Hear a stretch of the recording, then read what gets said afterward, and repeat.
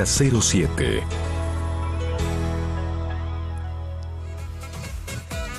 Continuamos en esta mañana acompañándote. Le damos la bienvenida al diputado nacional Pablo López, que está aquí con nosotros, para hacer un balance, ¿no?, también de lo que ha significado este año dentro del Congreso de la Nación. Las distintas cuestiones que se han debatido. Ha sido un año de mucha polémica también, de mucho reacomodamiento, ¿no?, con otras fuerzas políticas actuando, así que bueno, me gustaría conocer su postura. ¿Cómo estás, Pablo? Gracias por acompañarnos. ¿Qué tal, Mabel? Muy bien, muchas gracias. Bueno, yo muy bien, pero no sé cuál es tu análisis, si es positivo, negativo. Me imagino, has tenido muchas intervenciones. De hecho, nosotros hemos pasado algunas los días posterior a la sesión, ¿no?, de las distintas temáticas que se hablaban, y también con un rol protagónico. Recién me recordabas el tema de ese aumento tan discutido, ¿no?, del dietazo, digamos, teniendo en cuenta lo que era la realidad también de nuestro país y lo que es la realidad de cada trabajador, ¿no? Bueno, mira, hubo varios puntos de debate que dividieron aguas entre los legisladores salteños, digamos, en el Congreso. Uno fue el dietazo, que nosotros fuimos el único bloque que lo denunciamos. Presentamos un proyecto de resolución para que se dé marcha atrás con ese dietazo y todo el resto de los diputados salteños votaron en contra de nuestro proyecto, es decir, avalando el dietazo. Hubo otras cuestiones, por ejemplo, el acuerdo con los fondos buitres, la ley de blanqueo y de estafa a los jubilados detrás de una supuesta reparación histórica, el presupuesto para el año que viene que posterga las obras de Salta, que es un presupuesto de ajuste, es un presupuesto de endeudamiento, ¿no es cierto? En todo eso nosotros denunciamos ese carácter de estas leyes y fui finalmente el único legislador nacional, incluyendo a los senadores también, que votó en contra de estas leyes que han marcado la línea del ajuste, que han marcado la línea de los tarifazos, de la caída del salario, de la caída de las jubilaciones, y que además se han demostrado como una política inviable. Por eso se tuvo que ir Prat Gay, y han colocado ahora 2 ministros nuevos para tratar de reforzar el ajuste y para avanzar en reformas laborales y jubilatorias que nosotros venimos denunciando hace mucho tiempo que el gobierno quiere impulsar, como el elevar la edad de jubilación,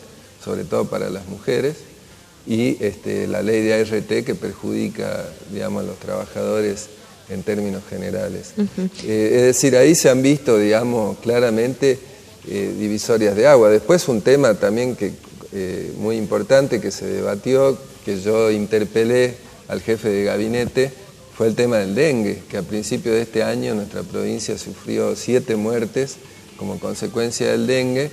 Denuncié frente al jefe de gabinete que estaban vaciando los organismos nacionales que atienden este problema, y ese vaciamiento se consumó ya casi sobre el final del año, cuando el Frente Renovador, a pedido de Sáenz, presenta un proyecto de ley para transferir el edificio de la Palúdica al municipio de Salta para hacer un museo del folclore, en detrimento de los organismos que atienden el dengue, como es, por ejemplo, la Coordinación Nacional de Control de Vectores, que funcionan en ese edificio.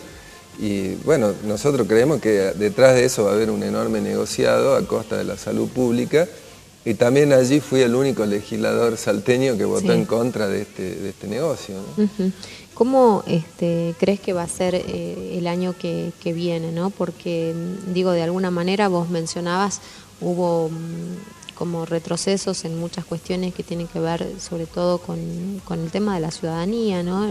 Hace unos días veíamos también que se había votado se había vetado, la ley de trombofilia, que es algo que es un reclamo además que muchas mamás acá en Salta han llevado adelante, que también, digamos, lo que tenía que ver con el salario profesional se ha retrocedido, ¿no?, dentro de la ley de contrato de trabajo. Digo, hay como muchas cuestiones que tienen que ver con devolver derechos o con en realidad estipularlos, claro, y que de alguna manera se han impedido, ¿no?, que el gobierno no tiene la voluntad, por más que en algunas de estas situaciones el Congreso se haya expresado a favor. Bueno, mira, por ejemplo, el veto a la ley de trombofilia tiene un objetivo muy claro, que es evitar un costo a las obras sociales, particularmente a las prepagas, digamos, es decir, es un veto en contra de la salud a favor de los que hacen negocio con la salud, digamos, incluso también para reducir el presupuesto de la salud pública, es decir, para que los hospitales que hoy no atienden o no tienen, digamos, los elementos para cubrir este tipo de cuestiones y que deberían tener el presupuesto para hacerlo, el gobierno no quiere poner ese presupuesto.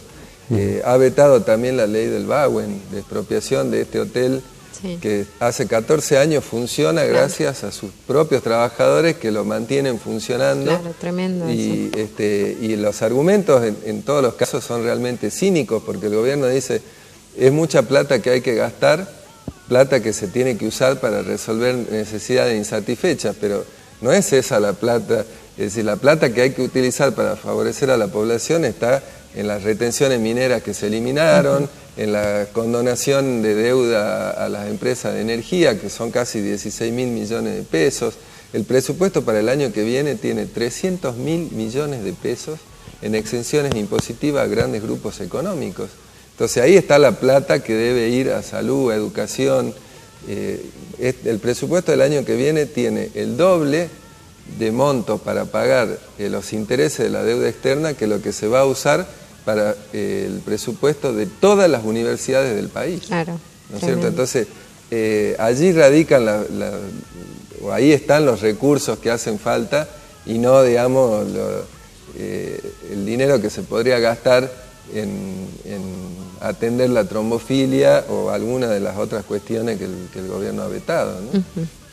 Bueno, acá, ¿qué pasa, digamos, con el tema de Milagro Sala? Justo me están interrogando acerca de esto, ¿no? Y de cuál es el posicionamiento del Partido Obrero en torno a esto. Bueno, mira, varias cosas. Específicamente sobre la detención de ella y este juicio que se ha hecho de manera completamente irregular, con testigos falsos. Lo que busca en parte no es solamente atacar a Salas, sino sentar un antecedente que puede ser utilizado contra cualquier organización que salga a la calle a reclamar por una reivindicación.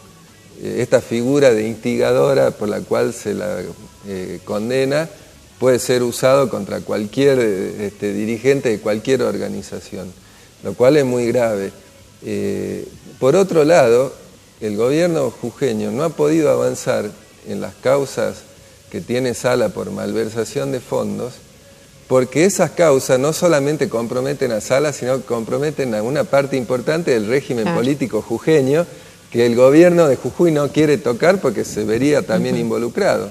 Entonces, han elegido atacar por las causas que tienen que ver con protesta y no con las causas que tienen que ver con la malversación de fondos públicos o con otras causas más graves que pesan sobre Milagro Sala. Creemos que todo lo que se ha hecho hasta ahora de irregular, que no corresponde, y lo decimos desde una corriente como la nuestra, que es completamente opuesta a la de Milagro Sala y que no compartimos. Pero vos decís que también vas a implantar una suerte de disciplinamiento, por ejemplo, para cualquiera, sin importar el lineamiento político que tenga. Exactamente, es un antecedente que incluso se va a utilizar contra aquellas organizaciones que son independientes del gobierno y también del gobierno anterior, como puede ser la nuestra, digamos, porque bueno, ustedes están mucho en la calle, sienta un precedente, permanentemente. Sienta un precedente muy grave. Que ya incluso en Salta tenemos dos casos muy graves también en Salta. Uno fue la detención por más de 75 días de los choferes que estuvieron presos, ¿no es cierto?, por reclamar las reivindicaciones enormes que tienen los choferes, trabajo en negro, sobrecarga de horas, que no solamente afectan al chofer, sino que también ponen en peligro al usuario del transporte. Ahora se está haciendo una audiencia pública para tratar de habilitar un nuevo aumento del boleto, están nuestros compañeros allí.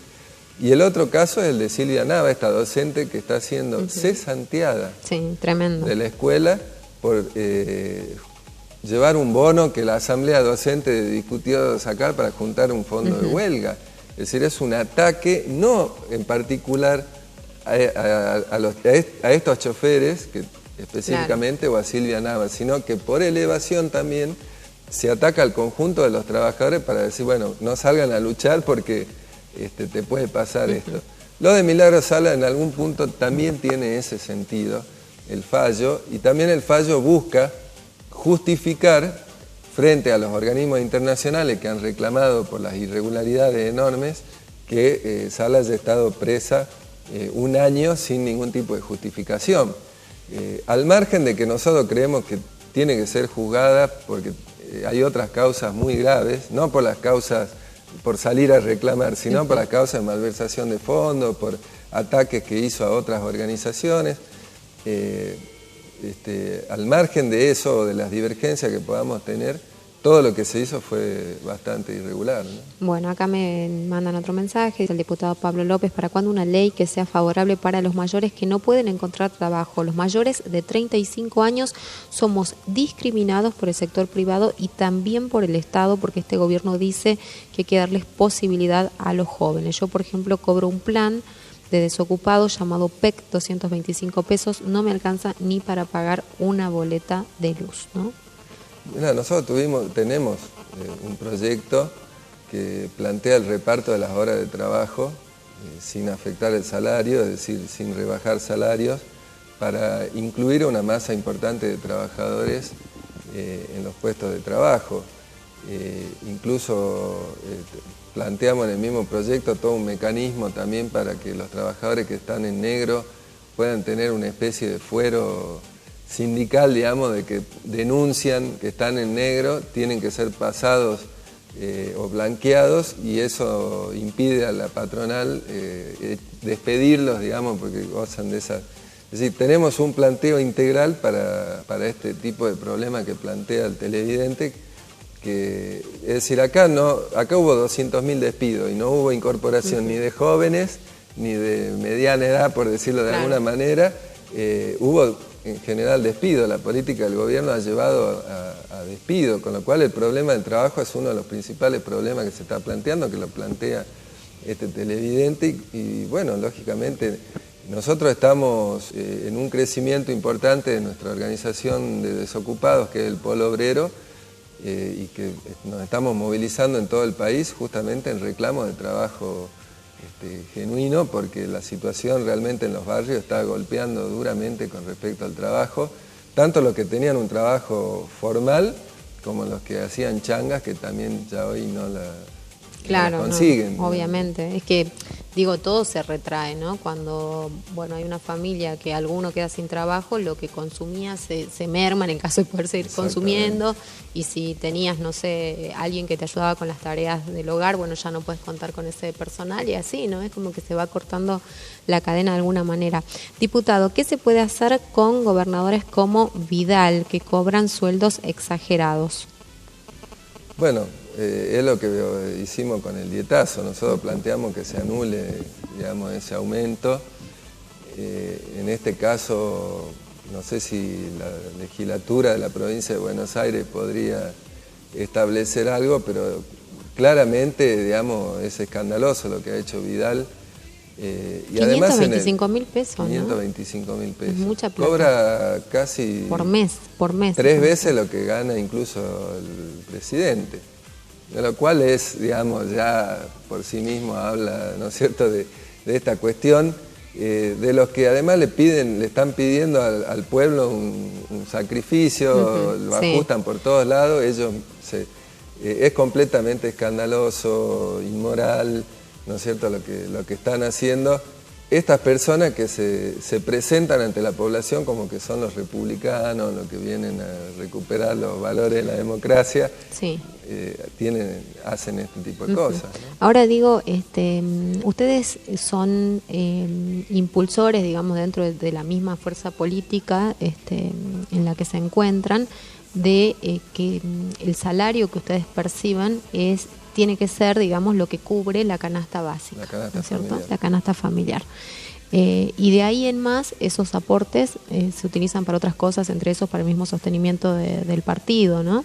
¿Qué pasa cuando se plantean estas cuestiones, cuando la gente por ahí, con suerte, llega a ganar, no sé, o llega a tener un ingreso familiar de 12.000 pesos y ve sueldos exorbitantes en los legisladores, en los gobernadores, en los intendentes, en el mismo presidente, ¿no? Cuando la política en realidad tiene que ser interpretada como un servicio y no esto que te dicen, no, pero y el desarraigo y que apenas si me dan, no sé, los pasajes del avión y no sé cuánto más.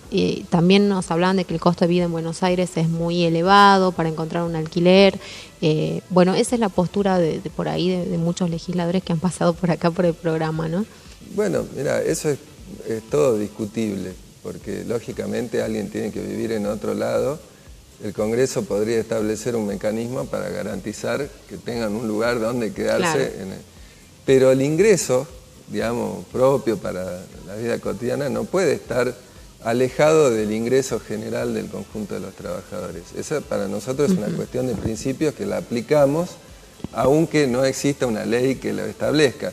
Nosotros tenemos un proyecto de ley que lo hemos planteado para que esto rija para todo el conjunto de los legisladores y será, digamos, parte de las luchas políticas que daremos y hemos dado una lucha contra el dietazo que, como te digo, ha delimitado campos de manera muy importante porque todos los diputados salteños votaron en contra de... Ni siquiera estaba en discusión todavía el proyecto, era para que se ponga en discusión, es decir, que ni siquiera quisieron poner a discutir el tema.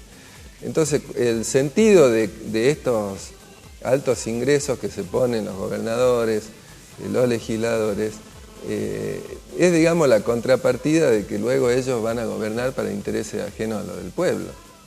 Van a gobernar para las mineras, para las petroleras, para las empresas privatizadas, para las empresas del transporte que ahora quieren subir el boleto, es decir, que es en definitiva lo que ha ocurrido este año en el Congreso. La mayoría del Congreso ha actuado en función de los intereses de los grupos económicos, los cuales han favorecido con distintas leyes, incluso con aquellas que dicen que favorecen, por ejemplo, la ley de blanqueo, sí, la mezclaron con una supuesta reparación histórica a los jubilados, que es una estafa.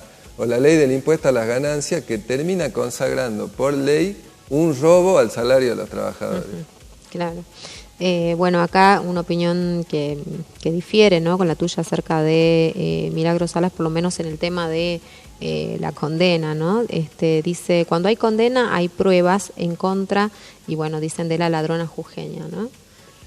Ella fue condenada por una protesta, no fue condenada por... Es que la gente, yo creo que confunde, ¿no?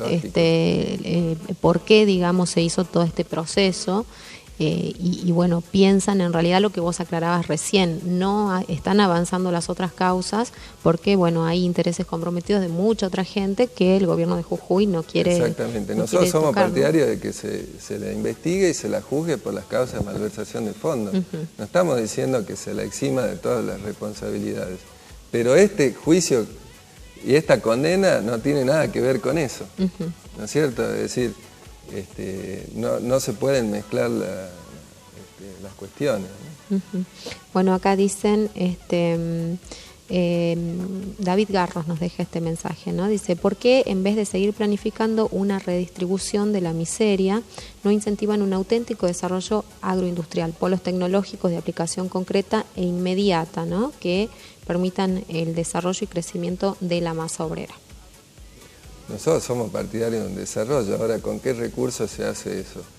Nosotros lo planteamos. Hay que nacionalizar los bancos. Hay que nacionalizar los bancos y todo el ahorro de los argentinos hay que colocarlo al servicio de un desarrollo del país. Porque si no, no se puede inventar, digamos, de la nada un desarrollo nacional, que es lo que no hace el gobierno. Hoy, digamos, lo que más ganancia produce en el país es la especulación, principalmente de los bancos, principalmente con las LEVAC y también con el dólar futuro que implementó el gobierno anterior y que lo ha mantenido este gobierno, que es un enorme negociado. Entonces ahí se está yendo, digamos, un dinero que debería ser colocado al servicio de un desarrollo nacional. Recuperar los ferrocarriles, no para los grupos exportadores de soja como quieren hacer con el ferrocarril Belgrano, que van a gastar miles de millones de pesos en un ferrocarril que solo le va a servir a esos grupos, sino, digamos, un sistema ferroviario que favorezca la industrialización del país digamos, la posibilidad de mejorar el sistema de transporte. Entre otras cosas, hay que recuperar los recursos energéticos, el petróleo, el gas, los recursos minerales, que hoy están en manos de los monopolios internacionales que nos están castigando duramente con los tarifazos, ¿no? ¿Cómo ves la perspectiva para el año que viene, ¿no? Digo, también a nivel legislativo. Bueno, mira, va a ser un año seguramente... Es un año electoral, además, un año, ¿no? electoral, con lo cual la actividad del Parlamento puede estar reducida, digamos, en ese sentido. Pero creo que principalmente va a ser un año de intensa lucha de los trabajadores, aún con la tregua que está imponiendo la CGT, que creo que los propios trabajadores de abajo van a empezar a desarticular a la CGT, porque la CGT ha entregado todas las reivindicaciones de los trabajadores. Creo que la lucha de los trabajadores del CONICET sobre este final de año, sí, claro, ha marcado la pauta de lo que puede ser el año que viene. Y es decir, ellos han hecho lo que no hacen los dirigentes de la CGT. Han hecho una asamblea, discutido una medida de lucha, la llevaron adelante y triunfaron contra el ajuste en ciencia y técnica que quiere imponer el gobierno. Creo que esa puede ser una constante el año que viene, digamos, de distintos sectores de trabajadores que salen a enfrentar las políticas de ajuste. Me agregan acá, incluso cobrando tanto, buscan algún tipo de ingreso en negro, ¿no? Pensando, digamos,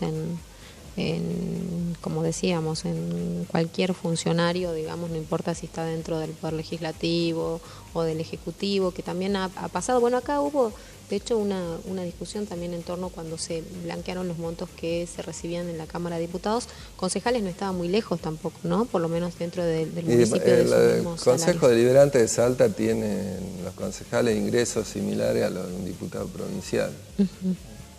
Claro, y yo creo que eso también genera como más quiebre con la gente, ¿no? ¿Hay alguna posibilidad de diálogo con alguna otra fuerza política que se sientan cercanos, digo, porque ahora veíamos movimientos, qué sé yo, entre Massa y Stolbizer, ¿no? Ya formando, digamos, alguna Bueno, suerte nosotros de integramos el fuerza. Frente de Izquierda, que integran 3 partidos, venimos de hacer un masivo acto en Atlanta, más de 20.000 personas. Nosotros queremos que el Frente de Izquierda se constituya en una alternativa política de los trabajadores en todo el país, y esa es nuestra pelea, frente incluso a los falsos progresistas que hoy se unen a Massa, que le han votado leyes de ajuste al gobierno, que han hecho una tregua con el tema de la emergencia social, que se han comprometido a no movilizarse por los próximos 3 años. En un país donde hay tarifazo, hay despido, hay un ajuste brutal, se comprometen a no movilizarse por ninguna razón durante 3 años. Bueno, nuestra perspectiva es completamente opuesta a esa, sino es desarrollar una alternativa independiente, tanto de los que gobernaron anteriormente como de los que gobiernan ahora, en función de los intereses del conjunto de los trabajadores. Esa es la perspectiva del Frente de Izquierda que nosotros integramos y que esperamos que tenga un mayor avance y desarrollo de aquí hacia adelante. Bueno, hay gente que no ve mal lo del CONICET, ¿no? Dice, esto del CONICET no merecen ni producen nada. Bueno, es también como la mirada aislada por ahí de lo que es la ciencia y del impacto que puede tener en la sociedad, ¿no? También hay una cuestión así de no difusión, digo, que se ha mantenido a lo largo de los gobiernos, más allá que se hayan seguido haciendo investigaciones, proyectos y demás, ¿no? Bueno, pero no hay ninguna posibilidad de desarrollo si no hay una investigación científica, ¿no es cierto? Después se puede discutir si esa investigación, ¿no es cierto? Y ahí también está una discusión que nosotros hemos dado de cuál es el papel de la educación en la Argentina. Este gobierno quiere profundizar la idea de que la educación pública en la Argentina esté al servicio de garantizarle una mano de obra semicalificada para los grupos económicos, y no una educación integral, no una educación que esté pensada en un desarrollo en función del interés colectivo del pueblo argentino, sino ellos, lo dijo el propio ministro de Educación Bullrich, cuando fue al coloquio de IDEA y le dijo, no les hablo como ministro de Educación, sino como gerente de recursos humanos. Claro. ¿No es cierto? Es decir, esa es la educación que ellos quieren, no es la que nosotros pensamos. Entonces, todos los avances científicos que se puedan llevar adelante a partir del CONICET y de sus investigadores, tiene que traducirse luego digamos, en un beneficio para el conjunto de la población. Entonces, no comparto, digamos, lo que dice el televidente de que hay que eliminarla, porque tampoco, es decir, significa una erogación que implique o que vaya en detrimento de otras necesidades del pueblo. Es lo que hablábamos al principio. Lo que impide resolver las necesidades son las retenciones mineras, son todo lo que... Las exenciones impositivas son miles y miles de millones de pesos. Es tremendo, digamos, que se cargue, ¿no?, con el impuesto a las ganancias a los trabajadores y se diga, bueno, pero es el ingreso necesario, lo que en realidad sostiene a las provincias, porque también así se lo ha vendido. Cuando se ha permitido que mucha gente no tribute nada o haga lo mínimo, ¿no? Como pasa con el tema, como vos decías, el tema de la soja. Acá, por ejemplo, el impuesto inmobiliario rural, los grandes terratenientes pagan 30 veces menos de lo que deberían pagar. Y en algunos casos no lo pagan aún siendo muy bajo. El gobernador Urtubey comprometió del presupuesto público 500 millones de pesos para pagar intereses de deuda de estos grupos económicos, deudas que tienen con los bancos, es decir, una deuda privada. Es como si el gobierno saldría a pagarle, digamos, a la gente la deuda que tiene con un banco por un préstamo que pidió. No lo hace con estos grupos económicos. Entonces, cuando Urtubey rechaza cualquier modificación del impuesto a las ganancias, porque él dice, yo quiero financiar el Estado y rescatar los negocios robándole el salario a los trabajadores. Y en ningún caso está dispuesto a cobrarle. Las empresas mineras, por ejemplo, prácticamente no dejan nada en la provincia y se llevan miles de millones de pesos en las exportaciones que realizan anualmente. Las petroleras lo mismo. Entonces allí están los recursos, no en el bolsillo de los trabajadores, ¿no? Seguro que sí. Tengo muchos mensajes para leer, obviamente siempre cuando estás, Pablo, hay como mucha polémica, muchos mensajes a favor y en contra. ¿Qué falta para que la gente entienda, digamos, que con los gobiernos de derecha? Porque viste que hay muchas personas que vos le decís de izquierda y tienen como cierto temor, ¿no? Ante los planteos. Digo, más allá de que ustedes hayan acompañado la lucha docente, estén si hay alguna protesta de los vecinos en un asentamiento están. Digo, ¿qué falta para que la gente haga ese clic y los vea como una alternativa de gobierno? Porque las elecciones legislativas generalmente siempre les va bien. Ahora, el año que viene, bueno, son elecciones legislativas, pero digo, ¿qué falta para terminar de construir eso que los ponga, ¿no?, en otro rol? Bueno, creo que lo más difícil de percibir en algún caso son los intereses sociales que están detrás de los gobiernos, que son claramente de estos grupos económicos, que es lo que nosotros siempre tratamos de mostrar. En la medida que la gente se dé cuenta de eso, va a empezar a sacar conclusiones y a optar porque haya un gobierno de los trabajadores, que son finalmente los que producen la riqueza, son los que pagan los impuestos, que no pagan los grupos empresarios. Terminan moviendo la economía. Entonces, como hablábamos al principio, este balance del año, de lo que fue la discusión en el Parlamento, tiene que servir a la gente para sacar conclusiones. Es decir, porque la divisoria de agua es enorme. De un lado hemos estado nosotros, del Partido Obrero, del Frente de Izquierda, tomando, digamos, los legisladores de Salta, y del otro lado, con el ajuste, han estado el resto de los diputados. Tanto los que son oficialistas, que forman el Frente Cambiemos, como Olmedo en su caso, y particularmente los del bloque justicialista, que fue un bloque que Urtubey armó para garantizarle los votos al gobierno de Macri, que no los tiene porque no tiene la mayoría parlamentaria. Es decir, fue un bloque armado para garantizar todas las leyes de ajuste que se votaron este año. Entonces, creo que a partir de allí la gente tiene que empezar a ver, a sacar conclusiones, y en parte es lo que decíamos nosotros cuando fuimos a la elección que finalmente nos llevó al Congreso. Hay que cambiar la representación política de Salta en el Congreso, decíamos en ese momento, de una representación de las oligarquías locales, de los grupos empresarios, por una representación del pueblo salteño. Creo que eso hoy está más claro que nunca. Y lo mismo ocurre en una elección ejecutiva, que la gente vea que tienen que dejar de gobernar los que gobiernan para los grupos económicos y empezar a gobernar los que actuamos en función del interés colectivo del pueblo salteño. Bueno, muchísimas gracias, Pablo, gracias por acompañarnos, que tengas un excelente 2017. Muchas gracias, Mabel, igualmente para vos. Nos vamos a la pausa, ya volvemos.